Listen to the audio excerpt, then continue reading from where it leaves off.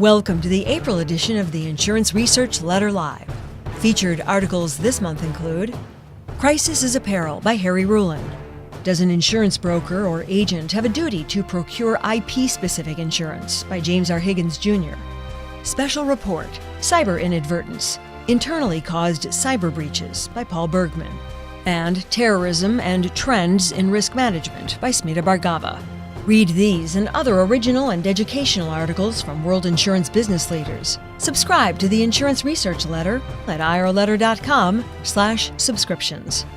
Now for this month's featured presentation, Terrorism and Trends in Risk Management by Smita Bhargava, Vice President of Programs and Special Risks at Clements Worldwide, a Washington, D.C.-based insurance provider for expatriates and international organizations.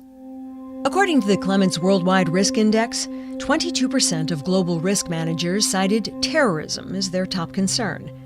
This figure has doubled over the past year. Such a jump reflects that managers at the surveyed multinational corporations and humanitarian aid organizations see terrorism as a risk that needs to be increasingly contained in key areas of operations, not just war zones.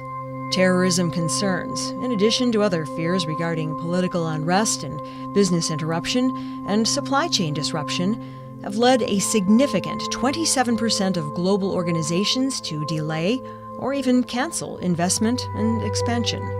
The results of the Clements Worldwide Risk Index are certainly corroborated by other sources. According to the 2015 Global Terrorism Index released by National Consortium for the Study of Terrorism, led by the University of Maryland and the Institute for Economics and Peace, terrorist activity increased by 80% in 2014 to its highest recorded levels, with deaths rising to 32,685 in 2014, a nine-fold increase since 2000.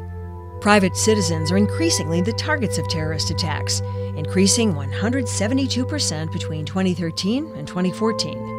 And Boko Haram overtook ISIL to become the deadliest terrorist group in the world. Terrorist attacks remain very concentrated, with the West largely unaffected. If you take out the September 11th attacks, only 0.5% of deaths from terrorism have occurred in the West since 2000. And if you include those deadly attacks, the number still only reaches 2.6%. Looking at terrorism from a risk management perspective.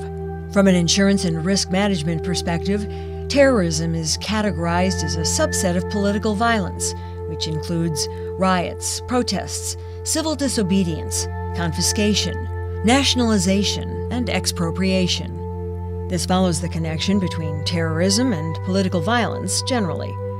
According to the Global Terrorism Index, 92% of all terrorist attacks occurred in countries where political violence was widespread. Additionally, the drivers of terrorism generally have a connection to socioeconomic factors, regardless of the wealth of the affected nation. For OECD countries, youth unemployment, drug crime, and attitudes towards immigration correlate significantly with terrorism. In non-OECD countries, there's greatest correlation between terrorism and history of armed conflict, corruption, and a weak business environment. This connection between political violence and terrorism means that, from an insurance perspective, the overall political risk of a country will be driven by this broader definition of civil unrest in a country, and this will drive how underwriters rate this market. The costs of both general political violence and terrorism are significant for business and increasing. They must be calculated in the cost of doing business in many markets. Many insurance policies insuring assets, including property insurance and fleet insurance, or ongoing revenues and operations, including business interruption insurance, or staff, including business travel accident or evacuation, typically have exclusions for political violence. It wasn't too long ago that political violence was considered an extraordinary event.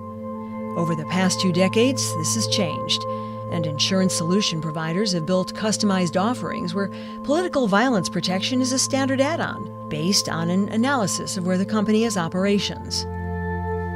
Claims reflect risks. Claims do justify this as a worthy investment. In the latest Clements Worldwide Risk Index, 24% of organizations stated that they had experienced claims as a result of political violence over the past 5 years, and 16% over just the past year. Clements' experience managing claims corroborates those figures. again in relation to the broader definition of political violence. For example, countries like Afghanistan may no longer be getting the news coverage they did. However, Clements is still seeing a significant quantity of political violence claims, particularly around fleets. This reflects the general instability of operating in that country related to safety and security. One of the larger areas of concerns with regards to political violence is around property. Large infrastructure projects in unstable countries are often welcomed by host countries and the international community, but often represent a target for non-state actors to express frustration with the status quo. Obtaining trade finance credit for such a project typically requires political violence coverage in today's environment. Even so, organizations still need to work closely with their insurance provider to ensure that all aspects of their operations are covered if they experience a terrorist attack or other types of political violence. The bottom line is that the world is definitely more unstable than it was a year ago, and yet more and more companies are chasing revenue growth through increased operations abroad. This is critical for commerce and economic growth, but must be tempered with prudence. Extensive preparations can help ensure operations are maintained, even if the unexpected or catastrophic occurs.